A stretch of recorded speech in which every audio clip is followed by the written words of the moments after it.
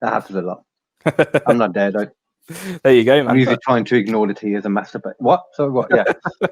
Okay, so the first one then I'm going to give you this week is I didn't quite know how to name it because it's quite debate. But anyway, I've referred to it as the strange combustible case of Mary Reeser. Ooh, okay. Okay, so July 2nd, 1951 in St. Petersburg, Florida. Mary Reeser was visited by her son at her flat, who was a doctor. She told him she had taken 2 Seconal tablets. Seconal were a sedative commonly used to chill out patients before surgery, like Valium today, basically. Okay. Yeah, got you. Which is good. She was probably quite chill, high, sleepy. She'd only had 2. She was all right, but she just wanted to check with him that she was okay to take 2 more before bed. We assume he said yes because he was a doctor. That's the only. For some reason, it seems to be very important in the story to everyone else, but I don't know why. Later that night, she would fall asleep in her chair for the last time. Oh, okay. Oh, what's coming? At 5 a.m., her landlady stated she smelled smoke when she was doing something, but she didn't think anything weird, and she went back into a flat. It's not weird to smell smoke at 5 a.m. in the morning. No, someone might be cooking toast and burning it. It might smell like bacon. Oh. As someone stated in the thing that I was watching before, that's not me. Don't insult me for that. Okay. Yeah. No. Yeah, so she smelled smoke. And then at 8 a.m., she got some stuff together and she was going to take some leaflets down to Mary Reeser herself. But as she got nearer, she could smell smoke again, getting stronger. She then saw a load of soot on the floor leading up towards her door. And when she got there, she tried the handle to open it. She knocked, sorry, there was no answer, but she tried the handle to open it and it was too hot for her to touch.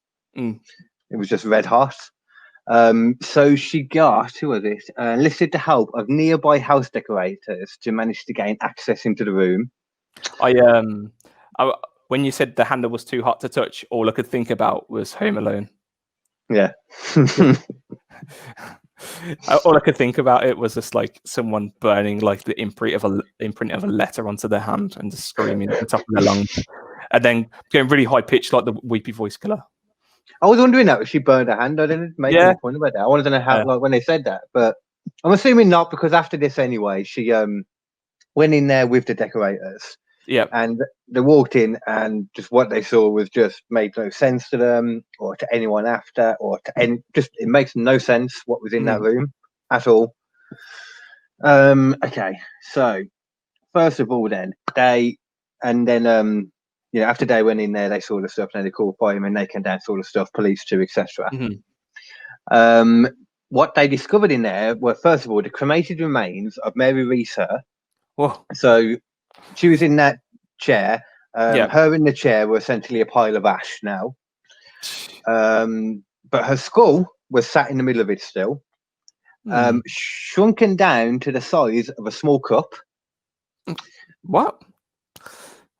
Parts of her spine also remained in the pile, and also her left foot, still in the black satin slipper that she was wearing, was completely intact and undamaged, pretty much where you'd imagine it would be if she was sitting down, And skin was intact on the bone. Completely undamaged. It even had the slipper and the silk stuff on still. Weird. Yeah. So that's the beginning of the weirdness for it. Okay. I just can't get out. Sorry, I was just going to say, I can't get over like the skull had shrunk, like some kind of voodoo stuff. Have you seen Beetlejuice? Like, yeah, I've seen Beetlejuice. And like they shrink the heads, and like his head goes like really small. Just weird. Maybe some sort of voodoo. Definitely voodoo. There was some cremation expert. He talks a bit later, but he did mention that normally in this kind of thing, in house fires, you would imagine. Or when someone's cremated, you would imagine that normally what would happen is the skull would like swell or even explode. So it's literally the complete opposite of what would normally happen. Strange, really strange. Very fucking strange, man. Yeah. But after this, though, there's also the surrounding area. So that was just her in the flat. So her body was mostly cremated, like we said. A cremation expert involved stated that the body would have to burn at 3,000 degrees Fahrenheit for at least 3 to 4 hours for that to happen. Yet somehow Because even more weird than what we've already said as well, somehow, other than the chair she was sat in, the surrounding area, as well as the apartment in general, was strangely undamaged considering the close proximity to said fire. So I'm gonna say, and it sounds really harsh, but there's no funeral costs involved in that, is there? There is not. But what can you? No, I do feel really bad for that individual who had to like go in there and just see like that. But imagine like leaving your mum and she just explodes. What was that drug again called? Sorry. It was called. This is the reason why I brought it up, because some people do try to make out that it was something he did because he allowed the prescriptions that sedated her. Yeah, because he was possibly. A doctor, wasn't he? Yeah. But she only had a tiny amount anyway. It was Seconal. Seconal. I wonder if like she added a bit of gin with it and it just like ignited or something inside. But weird. I mean, that still shouldn't do anything like that though. But it gets into that though. Yeah, go for it. Okay, so where do we get to? Damage. Okay, yeah. So in regards to what we said about the surrounding area, now I got a bit more info for that. Okay, so for example, in the corner where the fire occurred, where she was sat in the chair, the nearby walls were not damaged at all. Like the lower walls when but basically the only thing that were damaged was the roof was covered in soot just at the top of the walls from where the soot went up to, but there was no scorch marks on the walls, there was no cracked paint, there was nothing like that. In the middle of the walls are fine. The light switches, which are situated higher where the walls were unharmed, the light switches were melted though. But the electric sockets were absolutely fine and still in working order, which is important because a lot of people said maybe it was an electrical fire. Right. But that doesn't really make sense because they wouldn't be working still. And, Yeah, absolutely. But it was 1951, so being able to figure out that kind of stuff I'm guessing wasn't as easy. No, I mean, back then, like even like forensics and stuff was very different, wasn't it? So, there's only so much you could do with certain cases. So, this is like one of the stories from basically human combustion, isn't it? Like, is this one of the first cases? Oh no, spontaneous human combustion. There's been over 200 alleged cases. Oh really? The first one happened in, I think it's 1472, but that's also mentioned in a bit too. Okay, fair enough. Sorry. No, we're on the same wavelength at least. Yeah, it's also considered strange that none of Mary's neighbours noticed the fire. Be that the smell of smoke or the heat that would be radiating from her apartment, from the one next door, because it was just a block of flats, Yeah, especially as you say with the heat, you'd think you'd feel it. When was it? Was it in winter time? Does it say? Have a look. Did I say July 2nd? So that would be summer, wouldn't it? Summer, yeah. In Florida as well, that would be, yeah. Yeah, summer. Oh, I would have thought. I'm not sure. I think so. Yeah, I think it still works the same. Yeah, weird for them anyway. Yeah, I suppose. Yeah, because SummerSlam, of course. What we on about? Yeah. But I suppose if it was summer, you wouldn't really notice then, would you? Because of how scorching hot. Especially, was it in Florida? Did you say? It was in Florida, but 3,000 degrees though. That's not a normal house fire temperature. It's not. But possibly. Yeah. Okay, yeah. So this is the one that I pointed out. There's a couple of things here that I think is the strangest of them all. Yeah. So right next to her chair, there was a huge stack of newspapers, absolutely undamaged. No burn marks on it whatsoever. But then, even weirder than that, on a unit at the side, like on a table or something, just drawers, I think it was. There was, those old style big 3-pronged candlestick holders you'd see with the big candles in them. Yeah. The big long upright ones. It was one of them, but all the wax had melted away, but the wicks were still upright still. What? Yeah. That's weird. I know. That's all I can keep saying about this tale. It's a very weird tale. But yeah, strange. Dr. Wilton M. Krogman, professor of physical anthropology at University of Pennsylvania, was quoted as stating he was amazed and baffled as he could not conceive of such a complete cremation without more burning of the apartment itself. He also continued on to say that during his 30-plus, supposed to say fire investigations, said dive investigations, he had never seen a skull shrink like Mary's had, as they usually become swollen and explode. Like we said, yeah. Well, okay. Various samples were gathered from the remnants of the chair, the rug, etc., and sent to an FBI lab. And after conducting tests, they stated that they found no evidence of any combustibles whatsoever used in the fire. The only thing they did find was melted fat in the rug. Do you remember those scenes in Fight Club? Do you reckon they made? From the fat. I was so late to watching that film. Literally like 4 years ago. Maybe like five, I don't know. When did it come out now? Oh, like in the 90s at some point. 98 or something like that. 99. Like that. Yeah, I think I watched it on DVD. Do you remember when the DVD for like player first come out? Like it must have been the late 90s or early 90s. And I think the Matrix on there and stuff, and the Scorpion King as well. And I remember Scorpion King was one of the first ones I had actually. Genuinely, I think 2002 or something like that. But I remember getting now they're like £5 to buy down the fucking shop. But I remember seeing Fight Club when it was, I don't know, about 13 in like 2003. So oh, you watched it then? Yeah. I wish I had done. It was one of them. I always thought it was just, from what I heard, Fight Club. I literally just thought it was guys fight. I didn't know any of the other stuff happened. Oh, we shouldn't be talking about it though, should we? Really? So. Oh, we shouldn't. No, we shouldn't be talking about Raw and either. No, we shouldn't. I do really like that film, though. Still don't understand what Meatloaf was doing in it, and I never will understand it with his big tits. But whatever. Hey ho, someone's got to pay the bills somehow, hasn't he? After all those songs that have been overplayed on the radio. So, but why did he have to have boobies? He's just a big man, isn't he?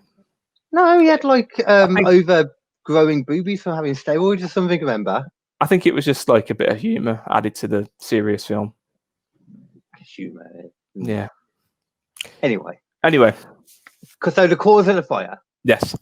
So there was no evidence of a cause to the fire. However, Mary was reportedly seen smoking a cigarette in the chair only days before, which is commonly believed to be the cause of the fire in most circles, but which is also because they didn't find a cigarette, but that's obviously you wouldn't expect to find a cigarette. Yeah. Because what they believe could have happened was that she dropped a cigarette on a nightgown, which then created something called the wicker effect, which is a term that's used to describe when clothes that have been set on fire act as a wick, like a candle, to the body. Then the body catches fire. And then, as I said here, the FBI stated once the body became ignited, almost completely suction occurs from its own fatty tissues. However, like everyone says, that doesn't make a lot of sense because if you drop a cigarette on your nightgown, no matter what condition you're in, you're going to wake up, you're going to move in the slightest bit. You're not going to sit there and burn. I'm on fire. Yeah, it's not going to happen. It makes no sense, but it's, because obviously people are saying she was sedated and that, but it's like, but the doctor told, like her son, the doctor said, just take 2 and you'll be okay. Yeah. He ain't going to tell her debatable, isn't it? Fair. Yeah. He's not like, he was, from what I saw, he was never an official suspect, but it's just, I guess, something that, people talk about with this case. Well, yeah, I mean, with most things such as this, like normally they would turn to husbands and things like that. So I suppose how they seem to have like a decent relationship if he's providing her with drugs. So they're going to turn to No, she had the drug. He didn't even supply her. She had them. Oh, okay. She had them already. Got you. Yeah. Not on prescription, but it's not if you want. It probably wasn't that hard to find them. So alternate theories on the fire. Detective Burgess, which is the guy who was involved in the investigation at the time, and he was also the chief detective. He actually received a letter addressed to the chief of detectives that stated, "A ball of fire came through the open window and hit her. I seen it happen." That's bullshit. It was a meteor. It was a meteor. So fuck knows what that was all about. But obviously one of the other main theories is that she, like we said, was a victim of spontaneous human combustion. Yep. Which surprisingly is more reports and evidence of than you'd thought. There's been over 200 alleged cases of spontaneous human combustion on record. The earliest in 1470, in Milan, Italy, when someone died from bursting into flames after a night of drinking. Yeah, but his death. Can you imagine that now? Just going to one of the nightclubs. I don't know. I don't really go to nightclubs, but going to Pop World. No one does right now, dude. Well, yeah, true. Coming out of Pop World at like 2 a.m. Like, all right, lads, yeah, I've had a great time. Bang. Yo, you on fire? Yeah, I am. Yes, yeah, I'm on fire. I'm having a great time. I like how the one club you could have said was Pop World. Out of all the ones you could have said, you came out with Pop World. It's the only one I could think of. I don't really go to. I haven't been to clubs for ages. Snobs. Okay, we'll put Snobs in there instead. Yeah, that's better. Is it? No. I never go with myself that much. Yeah, so the only time on social is when I'm on stage talking to people. Or on here. Or on here. Yeah. On here. Sorry, and then a few more. 1745, the Countess Cornelia Bandi of Cesena, Italy, was found burned to a pile of ashes with only her legs intact. 1982. What is it? Sorry, I was going to say, why do you think it's always the legs? Are they the thickest part of the body or something to burn down? There is something here actually that does talk about it, or there was in the video. It was involved in it, that part of it. Oh, I jumped on there early, didn't I? Sorry. No, that's a good thing. In 1982, the family of Jean Safin claimed that they saw her burst into flames in her London home. That's 1982. And then in 2010, a coroner claimed spontaneous combustion to be the cause of death of 76-year-old Irishman Michael Fahey when he was found in his home with none of his surroundings damaged by the fire, much like Mary Risa. Wow. There is something here. The science of human combustion involves internal fluids turning into gas, and then the melted fat so there's the gas, something ignites it inside, and then melt everything inside basically, and then that melts the fat, and then the fat melts onto the organs and bones, which melts that, and then it starts to ignite into a fire somehow. Because I think they said one of the gases that's made would be methane. Methane, yeah. Yeah. Theories as to why you could ignite is stress, static electricity, and bacteria. And the melted fat makes sense in regards to, because then it would go down and then go into the rug like happened in hers. However, in 2012, in New Scientist magazine, biologist Brian J. Ford theorized that a large concentration of acetate in the body may contribute to spontaneous human combustion. Acetone buildup can occur from alcohol, diet, and diabetes, which are all ironically usually factors in alleged spontaneous combustion, much in the case of Mary Risa. Yeah. Wow. Yeah, man. Man, I've heard about spontaneous human combustion before, but yeah, just you wouldn't think it would even happen. Some actual facts behind it. Yeah, 2010 as well. I didn't really know the facts about it, but I mean, 2012, it was in New Scientist magazine. No, that's what I read you there. Oh, well, yeah, but was 2010 the last case of it? Do we know? The last reported case here. Yeah, 2010. Yeah. I mean, that's 10 years. So, oh man, that's creepy really to know. Yeah, definitely. I mean, to know that you could just one day just bang. I wonder if you can avoid it. Is there any ways to avoid it? I mean, like, you've got things like the usual stuff from the look of it. Don't drink alcohol. Don't be stressed out. So don't have diabetes. So everything that we all have, we just can't get away from it. Don't live, Aaron. Yeah, okay. I'll keep it in mind. Even oxygen is damaging to our bodies. It's true. Yeah, literally. I'm gonna have to. It'll be interesting to see the photos of this. I mean, I can imagine they're quite graphic. I haven't actually seen any actual photos of it, to be honest. It's 1951, so there's a good chance, there wouldn't have been, people walking in taking them. The photos from. Well, I think there was a few little photos of the area actually. Yeah.